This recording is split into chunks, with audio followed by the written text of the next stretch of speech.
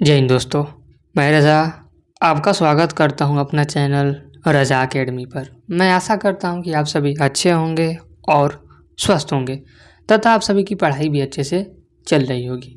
मैं आपका दोस्त रज़ा, जैसा कि आप सभी जानते हैं कि आपके लिए आप जो भी बोर्ड की तैयारी करते हैं, आप सभी बोर्ड की तैयारी करने वाले बच्चों के लिए मैं हेल्पफुल वीडियो लाता रहता हूं। और आज का हमारा जो वीडियो है वह क्लास 10वीं के सिलेबस पर आधारित है कि हमारा जो क्लास 10वीं का सिलेबस है वह क्या है और हमें इस सिलेबस में क्या क्या पढ़ना होता है, इसमें कितने बुक होते हैं और भी अन्यथा कई आपके मन में प्रश्न होंगे।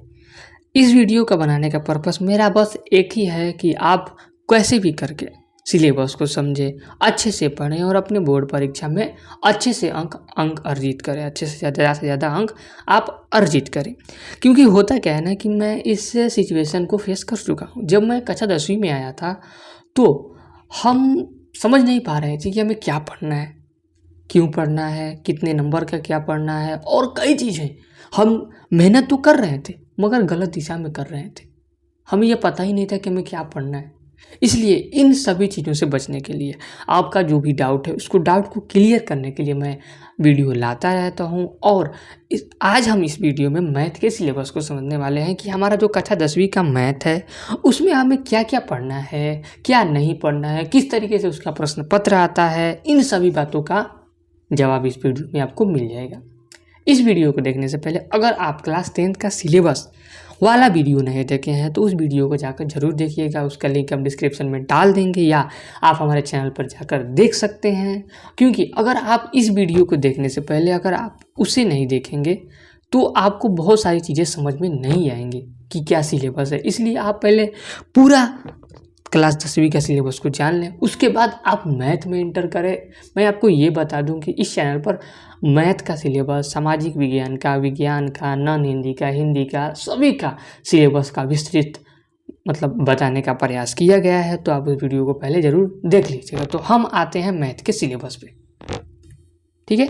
बिहार बोर्ड कक्षा 10वीं परीक्षा क्लास 10th मैथ कक्षा 10वीं का गणित, हम इसको समझने वाले हैं। हमें क्या क्या पढ़ना होता है। सबसे पहले प्रश्न का प्रकार, यानी हमारा जो प्रश्न पत्र आता है उसका प्रकार देख लेते हैं क्या क्या होता है। तो प्रश्न का प्रकार जो होता है 2 प्रकार के होते हैं। प्रश्न हमारे परीक्षा में 2 प्रकार के पूछे जाते हैं। सबसे पहला वस्तुनिष्ठ प्रश्न यानी ऑब्जेक्टिव क्वेश्चन जो 50 अंक का पूछा जाता है। दूसरा लघु उत्तरीय और दीर्घ उत्तरीय प्रश्न जो 50 अंक का पूछा जाता है। मतलब हमारा जो प्रश्न पूछा जाता है वो कुल मिलाकर 100 अंक का पूछा जाता है, जो कि आप जानते हैं। और इस प्रश्न में 50 प्रश्न जो होते हैं वो ऑब्जेक्टिव के होते हैं, प्रश्न प्रश्न 50 प्रश्न सब्जेक्टिव के होते हैं। सब्जेक्टिव में 2 प्रकार के प्रश्न होता है, एक होता है लघु उत्तरीय प्रश्न, एक होता है दीर्घ उत्तरीय प्रश्न। यानी एक होता है 2 नंबर का प्रश्न, एक होता है 5 नंबर का प्रश्न। इस प्रकार से प्रश्न पूछे जाते हैं, ठीक है। मैं आपको ये बता दूं कि प्रत्येक वर्ष बोर्ड परीक्षा में 10 अंक का जो प्रश्न है वो फॉर्मूला से पूछे जाते हैं, ठीक है।